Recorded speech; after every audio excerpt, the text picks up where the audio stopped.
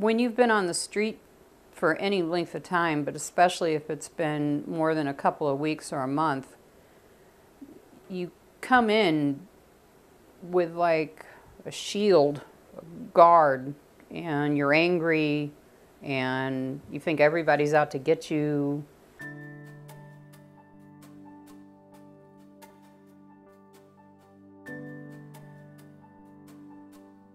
So most women entering to a homeless shelter either for the first time or the third or fourth time will come in automatically in crisis mode.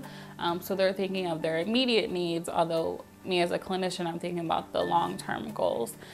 So in order to kind of slow them down, I have to build that rapport, only meeting on a weekly basis with them. That can take up to a month until they're willing to actually tell their story and tell the deeper side of things, what's going on as far as their mental health or what makes them relapse as far as substance abuse. And a lot of us come from, are coming in with emotional problems, mental problems. Some of us have been abused by friends or family. And it's really hard to just come in off the street and immediately be trying to figure out your future when you can't really get to the next minute right at the beginning, you know. I feel like it takes at least a couple of weeks or a month to get over the fact that you are homeless and be able to accept that and get to the next step.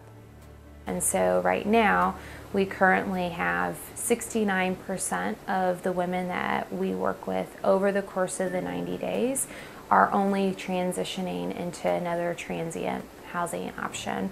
So that could be living with friends or family or going, unfortunately, just to stay at another community emergency shelter. And we have found that not only is it discouraging for staff to see women sometimes cycle in and out of our shelter multiple times, but it is so devastating for the women to be in a position where they're constantly failing. So the emergency shelter program as it currently stands has 25 women and we have 90 days to work with these women. Whereas with the Cornerstone housing program, we're going to have 14 women for up to 6 months, and they're going to have the opportunity to meet with clinical staff for a minimum of 4 hours a week.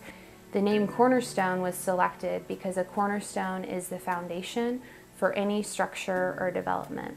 And in order to fulfill our mission of stabilizing and rebuilding lives, the structure must be built on a strong cornerstone for these women. So with the Cornerstone program, we'll all be able to meet with them on a weekly basis, do more individualized planning with them, also be able to really dig into their mental health concerns, identify any triggers for substance abuse, and just spend more time trying to figure out those long-term goals.